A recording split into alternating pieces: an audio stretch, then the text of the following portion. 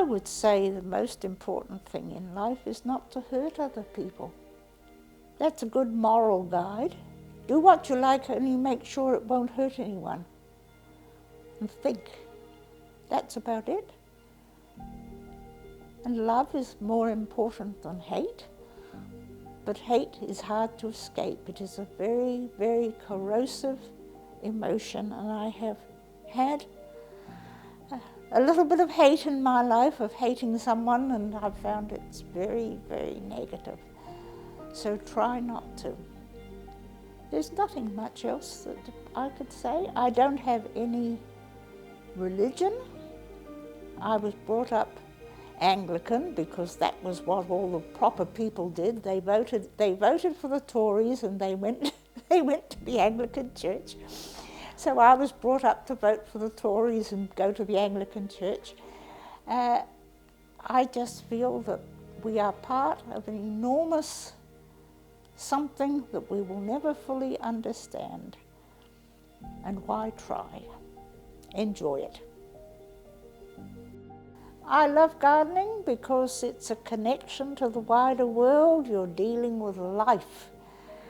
And I still find seeds, little miracles, absolute miracles. I am in awe of what comes out of a seed.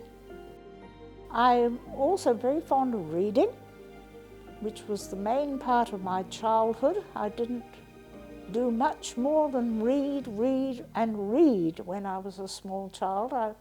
Until I was about my teens, I think. Reading was the one thing I did.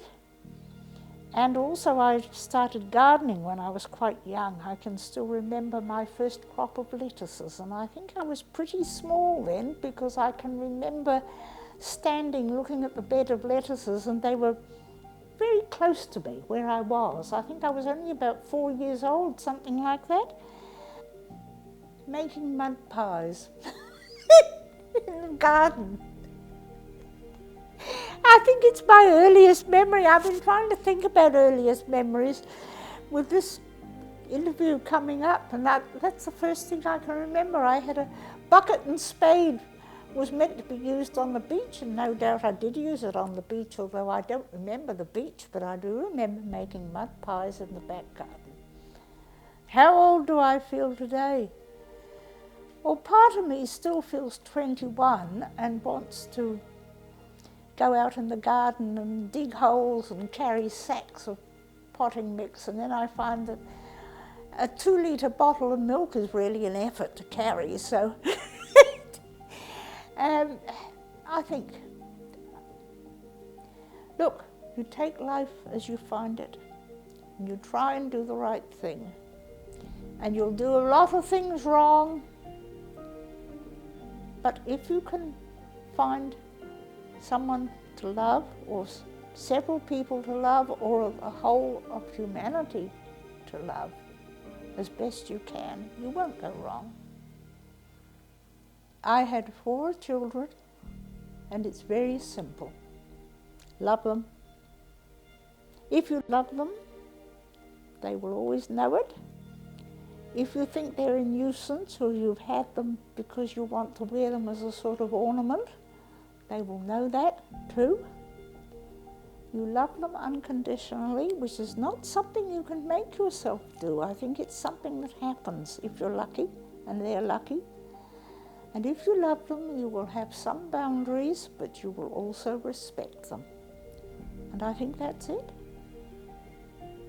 We had a few camping trips. Yes, we had a few camping trips.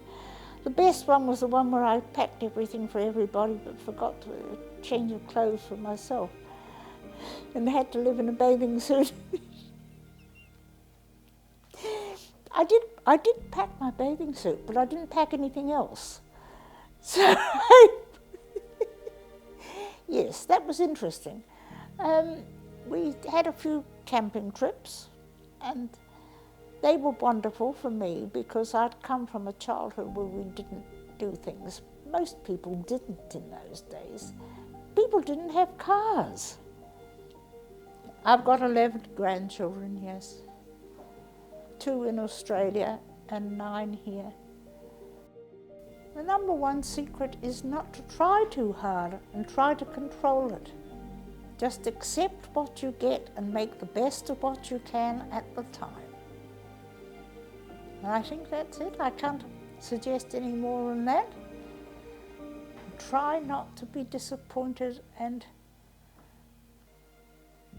shall we say, embittered by not managing to control your life, because none of us really can. So there.